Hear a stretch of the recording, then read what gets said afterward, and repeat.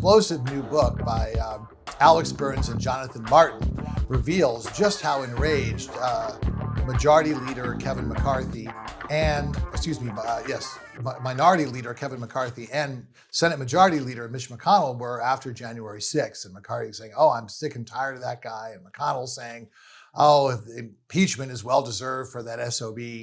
But then, and then 2 weeks later, they've pulled a 180. McConnell's saying, oh, I would support Trump. McCarthy's down kissing the ring at Mar-a-Lago. And I guess, to most of us, there's no explanation for this, but simply power over principle or just being cowed by Donald Trump. Can you actually give a reason that's patriotic? Why not only McConnell and McCarthy, they're the most famous ones, by pretty much the whole the whole Republican Party, by embracing the big lie and not standing up to Trump. It's for anything other than power over principle, party over country.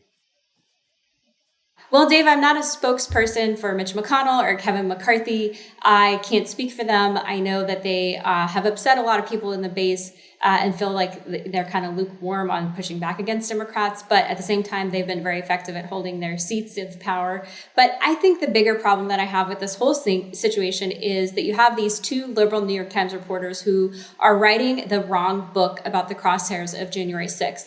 I want to know, where's the book that's looking at the fact that President Trump at the time, he authorized 20,000 National Guard troops to protect the Capitol on January 6th. So if just think about it logically, if someone was planning a quote unquote insurrection, why on earth would they have 20,000 troops to go and stop themselves? It makes no sense.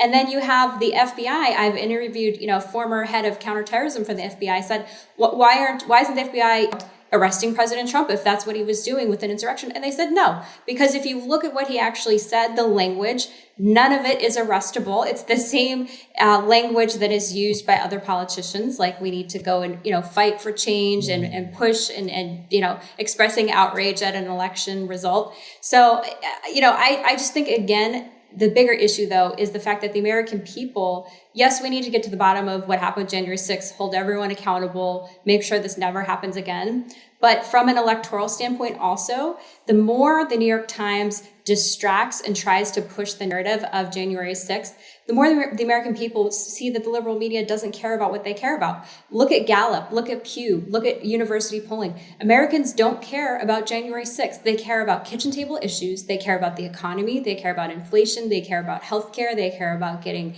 COVID under control. They care about the addiction crisis. So this, to me, is a red herring from the liberal media, but I know you have a different take, Dave. Well, first of all, just because I'm not sure they don't care about it as little as you say, but even if they do, that doesn't mean that it's not wrong. And I'll tell you this: you didn't answer the question, because it would. I don't blame you, because you'd have to defend the indefensible. But that pivot had the subtlety of a midair collision. All I would say is this: the analogy with Trump is like, well, that's like being an arsonist and then calling the fire department. So in terms of getting the security out there, but that's not the issue. And by the way, this is like your point about the TikTok. These people are on audio tape, and it was McCarthy denied it, and then they played the tape, and he said, "Oh well, actually, maybe I did say it, but I was just joking." But it doesn't change. It doesn't change the point, and that is that, again, it is power over principle. Okay, it is throwing democracy under the bus. And this is the kind of thing, it's internalizing the big lie. It's not really standing for anything other than obstruction.